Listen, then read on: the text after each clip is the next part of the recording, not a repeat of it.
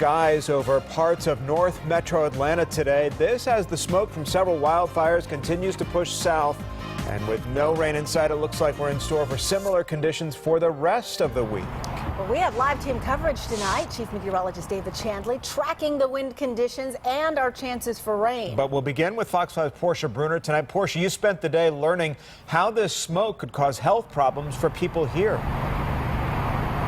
Yeah, and it's causing some real serious problems. I should tell you, we're off of Georgia 400 in Sandy Springs, and for the first time in a few days, you can look to the north, look to the south, and not see as thick of a haze, but it is certainly still there, and the impact's been pretty serious for folks with respiratory health issues.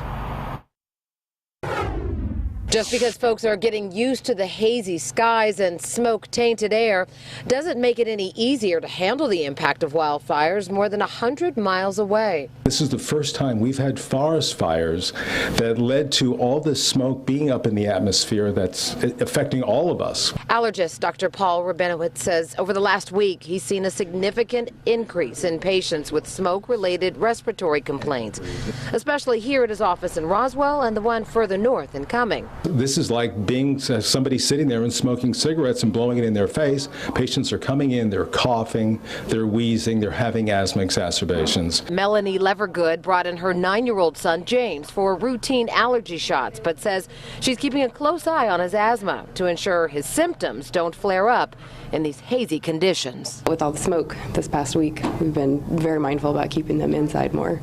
The Alpharetta mother has 7 children, all homeschooled, all anxiously stuck indoors, longing for a chance to run and play on that swing set. The 2 with asthma, and for the others, what's this like for all of your children? Well, it's hard. You know, they smell funny, and then it's a little bit harder for them to breathe. On top of the problem with the smoke, the pollen has not left the air. So we haven't, the ragweed that comes out in the fall usually disappears after the first freeze. Well, we haven't had the first freeze, so the ragweed is still in the air, and usually it clears out of the air when it rains, but it hasn't rained.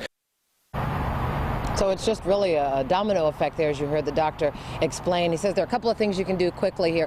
When you're driving, you should use the recirculated air as opposed to fresh air if you're running the air conditioning. And those who do have inhalers and meds, make sure your medication is in stock and not out of date, because you probably will be using a lot more of it in the next couple of weeks. He also suggests that you take your meds before you go outside as opposed to waiting for the symptoms to flare up, just to sort of minimize the impact of that haze. We're reporting live in Sandy Springs. Portia Bruner, Fox 5 News. All right, great suggestions. Thank you, Portia. We're going to turn now to Chief Meteorologist David Chandley. And David, the question we're all asking is there any relief in sight? There is relief in sight because the wind patterns are going to change, but no relief in sight when we start talking about rainfall, and that's what we desperately need. Take a look at the image that we have, the latest one, the visible satellite image coming out of NASA, and you can see the smoke plumes there, 2 major fires, Fannin County and Rabin County. And today we kind of had the wind push more out of the west-northwest, so most of the direct smoke was in North Georgia and then northeast of Metro Atlanta. Got a bit of a break here in town and certainly to the counties to the west and to the south. Now that's what went on today.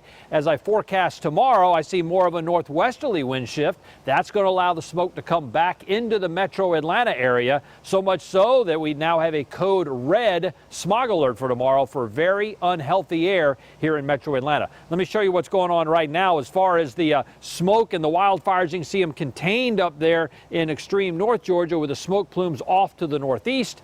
But that, as I said, is about to change. Temperatures around Metro Atlanta and North Georgia were fairly comfortable.